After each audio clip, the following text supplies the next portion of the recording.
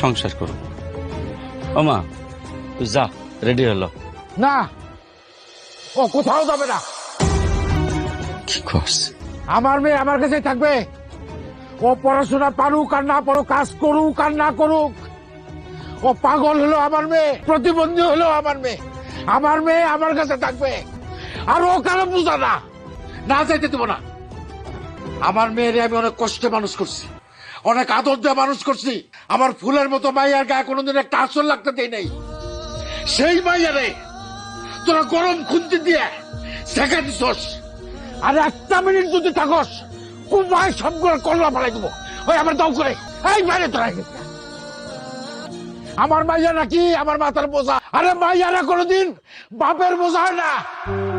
মাইয়ারা বাপের মাথার মুকুট, ছোট লোকের বাচ্চা।